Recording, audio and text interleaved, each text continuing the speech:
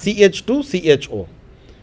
જો આપણે એનું નામકરણ કરીએ તો એને મિથાઇલ ફિનાઇલ એસિટાલ્ડીહાઇડ તરીકે ઓળખી શકાય. CH3CHO એટલે એસિટાલ્ડીહાઇડ છે.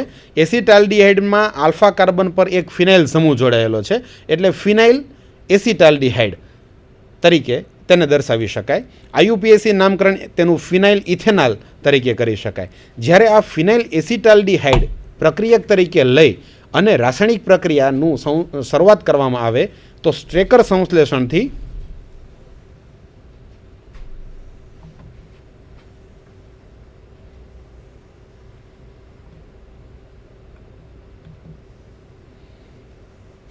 સૌપ્રથમ NH4CN એમોનિયમ સાયનાઇડ સાથેની પ્રક્રિયાથી જે KCN અને એમોનિયમ ક્લોરાઇડ વચ્ચેની પ્રક્રિયાથી ઉત્પન્ન થાય છે, એની સાથે રાસાયણિક પ્રક્રિયા થશે અને આપણને પ્રથમ નિપજ તરીકે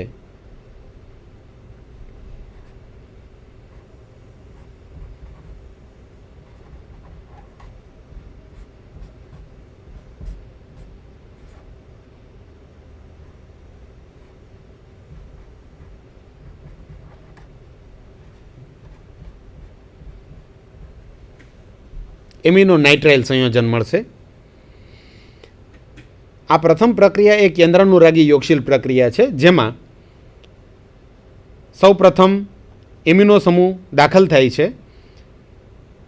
કાર્બોનિલ સમૂહનો કાર્બન ઓક્સિજન વચ્ચેનો બંધ તૂટે અને કાર્બન સાથે સીધો સાઈનો સમૂહ અને અહીં બીજા સમૂહ તરીકે એમિનો સમૂહ દાખલ થાય છે. બે તબક્કાની પ્રક્રિયાને અહીં આપણે એક જ તબક્કાથી દર્શાવેલી છે. ત્યાર પછીના સ્ટેપમાં જે એમિનો નાઇટ્રાઇલ સંયોજન મળે છે એ એમિનો નાઇટ્રાઇલનું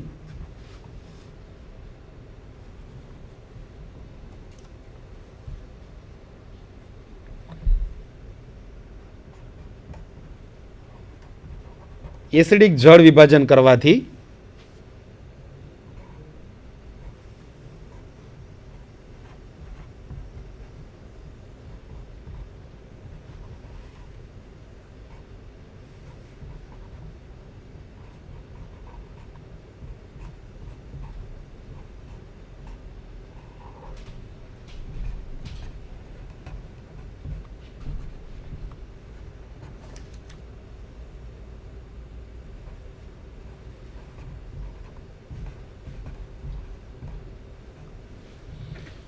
ફિનાઇલ એલેનાઇન મળે છે.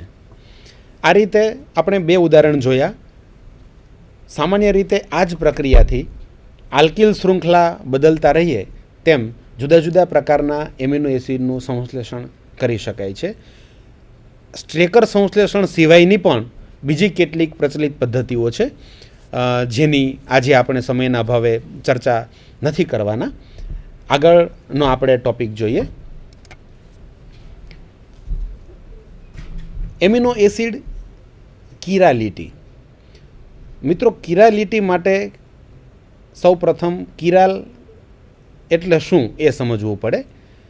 સામાન્ય રીતે કાર્બનની 4 સંયોજકતા જે છે એ ચારેય સંયોજકતાઓ જો જુદા જુદા પ્રકારના પરમાણુઓ કે ક્રિયાશીલ સમૂહોથી સંતોષાયેલી હોય તો તેવા કાર્બનને કિરાલ કાર્બન તરીકે ઓળખવામાં આવે છે.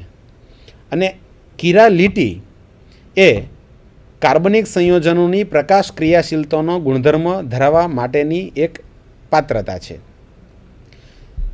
જે કાર્બનિક સંયોજનોમાં કિરાલિટીનો ગુણ હોય તે કાર્બનિક સંયોજનો પ્રકાશ ક્રિયાશીલ હોઈ શકે. પ્રકાશ ક્રિયાશીલ હોવું એટલે કાર્બનિક સંયોજનોમાંથી જ્યારે સમતલ ધ્રુવીભૂત પ્રકાશને પસાર કરવામાં આવે ત્યારે સમતલ ધ્રુવીભૂત પ્રકાશનું જે તલ છે તેનું જમણી અથવા ડાબી બાજુએ કોણાવર્તન થવું, જેને આધારે જે પ્રકાશ સમઘટકો છે કાર્બનિક સંયોજનોના તેને ડેક્સ્ટ્રો અને લીવો સમઘટકો તરીકે દર્શાવાય છે. એમિનો એસિડમાં ગ્લાયસિન સિવાયના તમામ એમિનો એસિડ કિરાલ કાર્બન ધરાવે છે, એટલે એમિનો એસિડમાં કિરાલિટીનો ગુણ છે તેમ કહી શકાય. અને કિરાલિટીને કારણે એમિનો એસિડ સંયોજનો પ્રકાશ ક્રિયાશીલ સંયોજનો છે. Amino acid and chirality, a tetrahedral carbon with 4 distinct constituents is said to be chiral. All amino acids except glycine exhibit chirality. મિત્રો અહીં નેક્સ્ટ સ્લાઇડમાં તમને એલેનાઇનના 2 આઇસોમર્સ, ડેક્સ્ટ્રો અને લીવો આઇસોમર્સ જે છે એ બતાવેલા છે એના મોડેલ્સથી, જેમાં આપ જોઈ શકો છો કે બંને એકબીજાના પ્રતિબિંબી સ્વરૂપ હોય છે, જેના અણુસૂત્ર અને બંધારણીય સૂત્ર બંને સમાન હોય, પરંતુ તેના ક્રિયાશીલ સમૂહોની કિરાલ કાર્બન ઉપરની જે અવકાશીય ગોઠવણી છે તેમાં ભિન્નતા હોય, જેને કારણે કાર્બનિક સંયોજનોમાં આવો પ્રકાશ ક્રિયાશીલતાનો ગુણ ઉદ્ભવે છે. આમાં પણ કિરાલિટીને કારણે, કિરાલ કાર્બનની એમિનો એસિડમાં હાજરીને કારણે એલેનાઇન પ્રકાશ ક્રિયાશીલ સંયોજન છે, જેના ડેક્સ્ટ્રો અને લીવો સમઘટકોને અહીં દર્શાવેલા છે.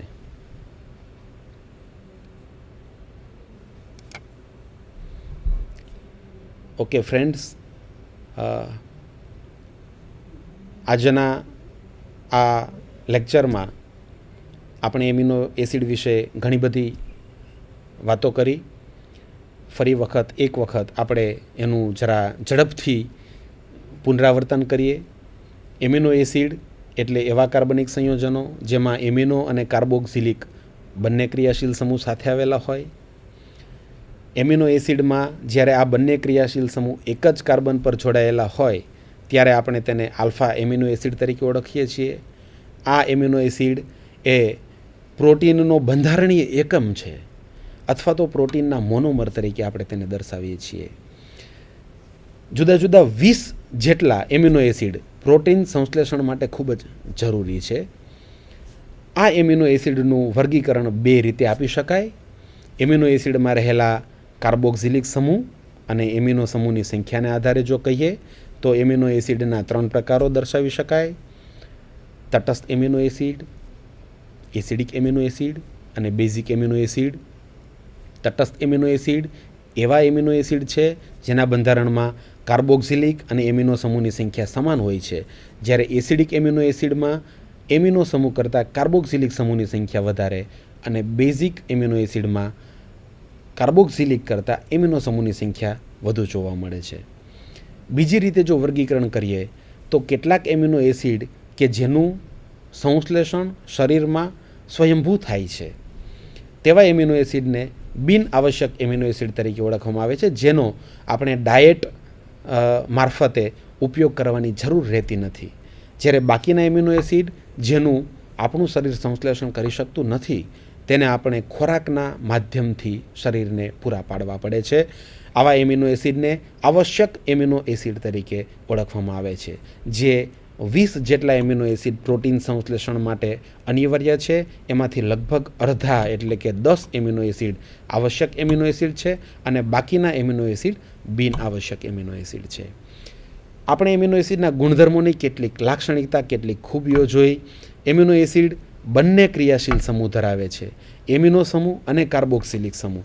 આમ છતાં ગુણધર્મની દ્રષ્ટિએ એ એમિનો સમૂહ ધરાવતા સંયોજનો અને કાર્બોક્સિલિક સમૂહ ધરાવતા સંયોજનો બંને કરતાં કંઈક ભિન્નતા ધરાવે છે. જેમ કે આપણે જોયું તે રીતે કાર્બોક્સિલિક અને એમિનો સમૂહ ધરાવતા સંયોજનો બિનધ્રુવી દ્રાવકમાં દ્રાવ્ય થાય છે, પરંતુ એમિનો એસિડ ધ્રુવી દ્રાવકમાં દ્રાવ્ય થાય છે, જે એમિનો એસિડની દ્રાવ્યતા સૂચવે છે.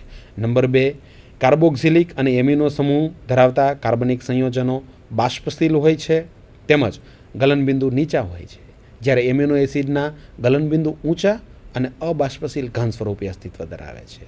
નંબર 3, એમિનો એસિડના ડાયપોલ મોમેન્ટ, દ્વિધ્રુવ ચાકમાત્રાના મૂલ્યો ખૂબ જ ઊંચા જોવા મળે છે, જે તેની ઊંચી ધ્રુવીતા દર્શાવે છે. અને ચોથો ગુણધર્મ, સામાન્ય કાર્બોક્સિલિક સંયોજનો કે એમિનો સંયોજનોના એસિડ વિયોજન અચળાંક કે બેઝ વિયોજન અચળાંકના જે મૂલ્યો છે તેના કરતાં એમિનો એસિડના Ka અને Kb એટલે કે એસિડ વિયોજન અચળાંક અને બેઝ વિયોજન અચળાંકના મૂલ્યો ખૂબ જ નીચા જોવા મળે છે. આ બધા જ ગુણધર્મો સૂચવે છે કે એમિનો એસિડમાં આ બંને સમૂહો એમિનો સમૂહ અને કાર્બોક્સિલિક સમૂહ મુક્ત સ્વરૂપે આવેલા ન હોવા જોઈએ, તેના ફ્રી ફોર્મમાં અથવા તેના નોર્મલ ફોર્મમાં ન આવેલા હોવા જોઈએ. આ બધા જ ગુણધર્મો એમિનો એસિડમાં બનતી પ્રોટોન વિનિમયની જે ઘટના છે તેને અનુમોદન આપે છે. અને આપણે જોયું કે પ્રોટોન વિનિમયને કારણે એમિનો એસિડનો કાર્બોક્સિલિક સમૂહ એસિડિક સમૂહ છે, પ્રોટોન આપે છે અને કાર્બોક્સિલેટ ઋણાયન સ્વરૂપે અસ્તિત્વ ધરાવે છે. તે જ રીતે એમિનો સમૂહ જે બેઝિક સમૂહ છે, પ્રોટોન સ્વીકારે છે અને એમોનિયમ ધન આયન સ્વરૂપે અસ્તિત્વ ધરાવે છે. એટલે વાસ્તવમાં એમિનો એસિડમાં મુક્ત એમિનો કે કાર્બોક્સિલિક સમૂહ હોતા નથી, પરંતુ એમોનિયમ ધનાયન અને કાર્બોક્સિલેટ ઋણાયન એમ બે જુદા જુદા વીજભાર ધરાવતા આયનો એકસાથે હાજર હોય છે. એટલે આવા એમિનો એસિડના સ્વરૂપને આપણે ડાયપોલર આયન અથવા તો એને ઇન્ટરનલ સોલ્ટ અથવા ઝ્વિટર આયન તરીકે પણ ઓળખી શકીએ. આઇસોઇલેક્ટ્રિક બિંદુ આપણે જોયું મિત્રો કે એમિનો એસિડ એસિડિક દ્રાવણમાં ધન વીજભારિત આયન સ્વરૂપે, બેઝિક દ્રાવણમાં ઋણ વીજભારિત આયન સ્વરૂપે હોય, પરિણામે તે વિદ્યુતીય ક્ષેત્રમાં કોઈ વિદ્યુત ધ્રુવ તરફ સ્થાનાંતરિત થતા હોય. પરંતુ દ્રાવણની અમુક ચોક્કસ પીએચ મૂલ્યએ એમિનો એસિડના જે આ ધન અને ઋણ આયનો છે તેમની વચ્ચે ઇક્વિલિબ્રિયમ સ્થપાય છે, સંતુલન સ્થપાય છે. પરિણામે બંનેની સાંદ્રતા સમાન બને છે અને એમિનો એસિડના આયનો કોઈ પણ વિદ્યુત ધ્રુવ તરફ સ્થાનાંતરિત થતા નથી, માઇગ્રેટ થતા નથી. આ પીએચ મૂલ્યને તે જે તે એમિનો એસિડનું આઇસો ઇલેક્ટ્રિક બિંદુ કહે છે. આટલા મુદ્દાઓની આપણે આજે વાત કરી અને છેલ્લે એમિનો એસિડના સંશ્લેષણ માટેની જે જુદી જુદી પ્રચલિત પદ્ધતિઓ છે એ પૈકીની એક ખૂબ જ પ્રચલિત પદ્ધતિ સ્ટ્રેકર સંશ્લેષણ, એની પણ આપણે વાત કરી. એ સામાન્ય રીતે સ્ટ્રેકર સંશ્લેષણ એ આલ્ડીહાઇડમાંથી એમિનો એસિડ બનાવવા માટે વપરાતી પ્રચલિત પદ્ધતિ છે. થેન્ક યુ મિત્રો, ખૂબ ખૂબ આભાર. તમે તમારા વ્યૂઝ, તમારા પ્રશ્નો, તમારી ક્વેરીઝ, તમારા ક્વેશ્ચન્સ, તમારા સજેશન્સ મને મોકલી શકો છો. મારું ઈમેલ આઈડી છે ymp.gsc@gmail.com. તમે મને ફોન પણ કરી શકો છો. મારો સેલ નંબર છે 9426282867. Thank you once again.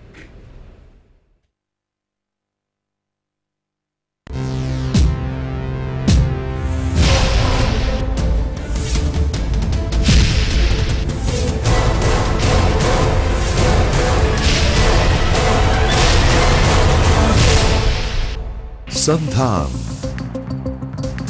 All Gujarat Integrated Classroom. સેટેલાઇટના માધ્યમથી જોડતી કડી એટલે સંધાન.